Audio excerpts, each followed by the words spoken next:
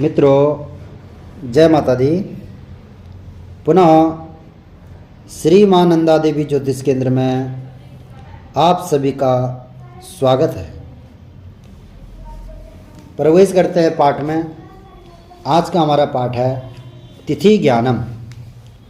सर्वप्रथम प्रश्न आता है कि तिथि किसे कहते हैं, तिथि कितनी होती है, तिथि का निर्माण किस प्रकार से होता है और तिथि क्षय और वृद्धि कैसे होते हैं, तिथि और तारीख किस प्रकार से घटते बढ़ते हैं।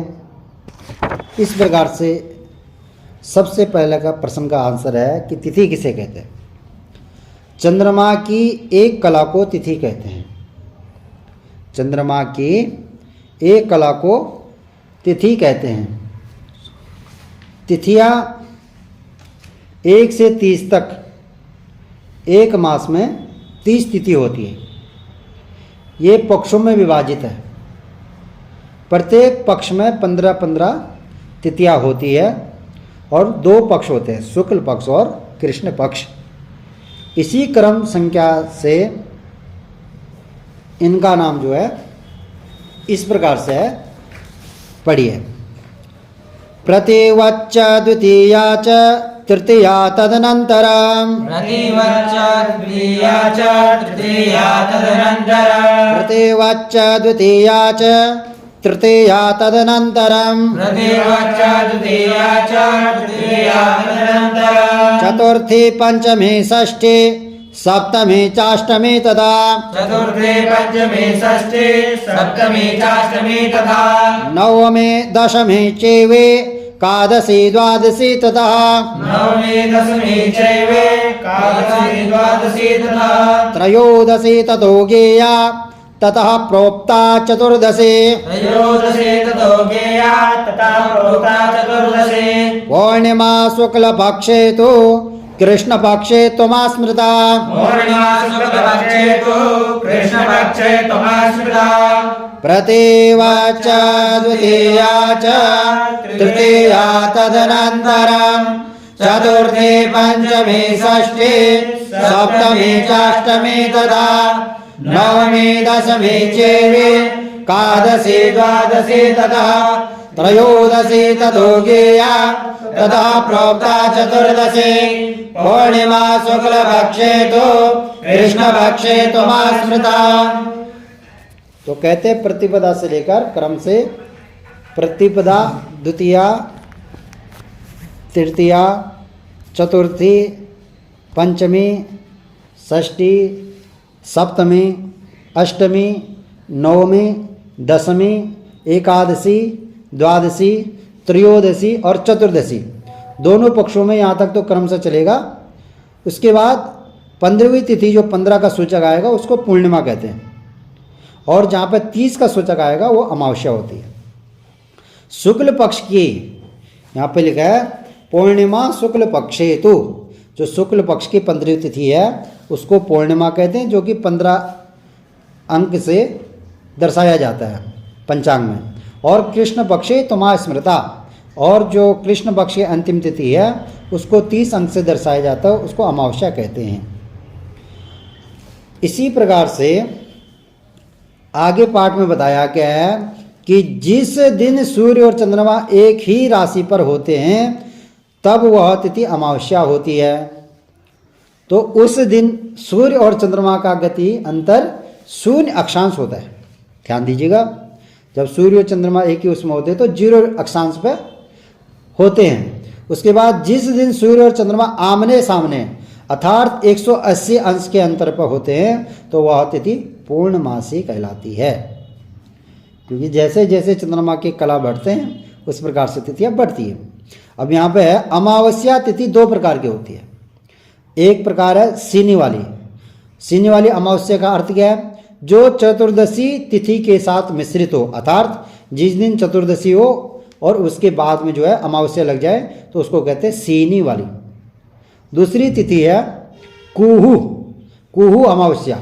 इसका मतलब है कि प्रातः काल में जो है प्रतिपदा तिथि हो और उसके बाद प्रातः काल में जो अमावस्या तिथि हो और उसके बाद जो क्या प्रतिपदा लग जाए तो उसको कहते हैं प्रतिपदा के साथ जो तिथि होती है उसको कहते हैं कुहू अमावस्या। इसी प्रकार से पूर्णिमा भी दो प्रकार का होता है, एक को कहते हैं अनुमति पूर्णिमा तथा राका पूर्णिमा। जैसे हमने शनि वाली पूर्णिमा और कुहू पूर्णिमा को पढ़ा, उसी प्रकार से अनुमति पूर्णिमा और राका पूर्णिमा होते हैं। दूसरा प्रश्न था तिथि का निर्माण कैसे करें। तो चंद्रमा की गति सूर्य से प्रायः 13 गुना अधिक होता है। ध्यान दीजिएगा, चंद्रमा की गति सूर्य से प्रायः 13 गुना अधिक है। जब इन दोनों की गति में 12 अंश का अंतर आता है तब एक तिथि बनती है। जब सूर्य और चंद्रमा में 12 अंश का अंतर आता है तब एक तिथि बनती है। इस प्रकार से 360 अंश वाले भवचक्र मतलब आकाश मंडल जो है उसमें 360 भागा 12, तो 12 तिया 36, 12 गुणा 30 बराबर 360 तिथियों का निर्माण होता है। तो कितनी तिथियां हो गई? 30 तिथियां। एक मास में 30 तिथियां बनती है। यह नैसर्गिक क्रम लगातार चालू है, अर्थात क्रमशः चलता रहता है। इस प्रकार से तिथि का निर्माण किया जाता है। अब तिथि क्षय और तिथि वृद्धि किस प्रकार से होती है? तो कहते हैं एक तिथि का मान 12 अंश होता है, न कम न अधिक।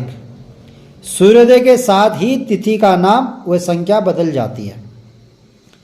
यदि किसी तिथि का अंशादिमान आगामी सूर्योदय काल से पूर्व ही समाप्त हो जाता है तो वह तिथि समाप्त होकर आने वाली तिथि प्रारंभ मानी जाएगी, और सूर्योदय काल पर जो तिथि वर्तमान है वही तिथि उस दिन आगे रहेगी, अर्थात सूर्य व्यापिनी तिथि उसको बोलते हैं। यदि तिथि का अंशादिमान आगामी सूर्योदय काल के उपरांत तक, चाहे वो थोड़े ही काल के लिए सही पर रहता है, तो वह तिथि वृद्धि मानी जाती है। ठीक है ना। सूर्योदय से पहले ही अगर तिथि खत्म हो गई और सूर्योदय के बाद अगर वो एक घटी भी रही, उसको तिथि वृद्धि कहते हैं। यदि दो सूर्योदय काल के भीतर दो तिथियां आ जाए, दो सूर्योदय काल के भीतर, अर्थात आज सूर्योदय से लेकर अगले तक सूर्योदय तक 60 घटी के अंदर अंदर, सूर्योदय से 60 घटी के अंदर अंदर अगर दो तिथियां आ जाए तो जो दूसरी तिथि है उस तिथि का क्षय हो जाता है। तो इसलिए पंचांग में उसको लिखा रहता है तिथि क्षय। ठीक है, उसको तिथि क्षय माना जाएगा। उसी तिथि क्षय की क्रम संख्या पंचांग में नहीं लिखते हैं। ठीक, वह तिथि अंक छोड़ देते हैं, उस तिथि का अंक को क्या है पूरा छोड़ देते हैं, उसको लिख देते हैं तिथि क्षय। आशय यह है कि सूर्योदय काल तक जिस भी तिथि का अंशादिमान वर्तमान रहता है, चाहे वह कुछ मिनटों के लिए ही सही, वही तिथि वर्तमान में मानी जाएगी। तिथि क्षय वृद्धि का आधार कौन है? सूर्योदय काल है। सूर्योदय काल की से ही आपको पता चलेगा कि तिथि जो है वो बढ़ रखी है या घट रखी है। इस प्रकार से तिथियों का ज्ञान करना चाहिए। और तिथि और तारीख, इसका क्या अंतर है? आगे लिखते हैं तिथि और तारीख में अंतर है। क्या अंतर है? एक सूर्योदय से अगले सूर्योदय तक के समय को तिथि कहते हैं, और एक सूर्योदय से लेकर अगले तिथि तक के समय को वार भी कहते हैं। अर्थात वार की हमने माप करनी है तो आज सूर्योदय से जो वार लग गया अगले सूर्योदय तक वही वार माना जाएगा। अंग्रेजी मास के आंग्ल भाषा के अनुसार रात को 12 बजे से चेंज होता है, पर ज्योतिष के अनुसार एक सूर्योदय से लेकर अगले सूर्योदय के समय को तिथि कहते हैं। तिथि का मान रेखांश के आधार पर विभिन्न स्थानों पर कुछ मिनट या घंटा बढ़ या घट सकता है। तारीख आधी रात के समय बदल जाता है। रात को 12 बजे से अंग्रेजी के अनुसार तारीख बदल जाती है और उनका वार भी बदल जाता है। ठीक, तारीख 24 घंटे की होती है। यह आधी रात 12 बजे प्रारंभ होकर दूसरे दिन आधी रात 12 बजे पर समाप्त हो जाती है, और हमारा क्या चलता है सूर्योदय से लेकर अगले सूर्योदय तक।